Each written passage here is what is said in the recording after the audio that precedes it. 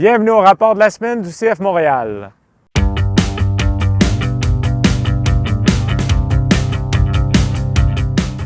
L'été montréalais comprend un mois de juillet chargé pour le bleu-blanc-noir.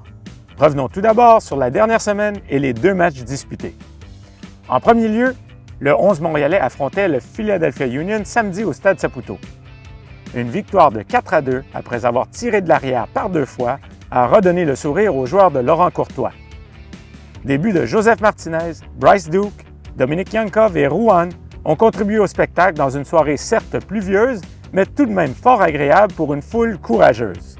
On s'était dit qu'on voulait changer le scénario du match à la mi-temps. Les gars ont fait les ajustements et ont pu être efficaces dans la zone de finition comme on en parle et on le travaille depuis un moment. Donc c'est sûr que c'est un soulagement et ça fait plaisir pour des gars qui étaient de retour ou qui ont expérimenté leur premier succès. Donc c'est clair que ça fait plaisir ce soir.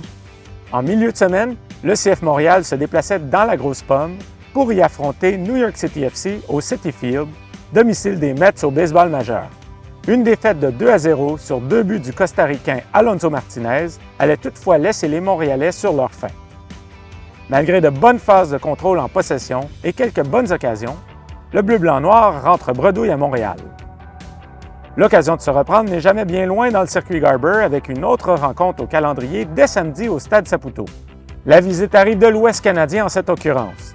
Les Whitecaps de Vancouver s'amènent en ville fort de leur victoire au Minnesota en milieu de semaine. Vancouver occupe la 4e place au classement de l'Association Ouest et compte sur le dernier joueur du match en MLS en la personne de Brian White qui mène l'équipe avec 9 buts marqués. Il est à égalité à ce chapitre avec son coéquipier Ryan Gauld.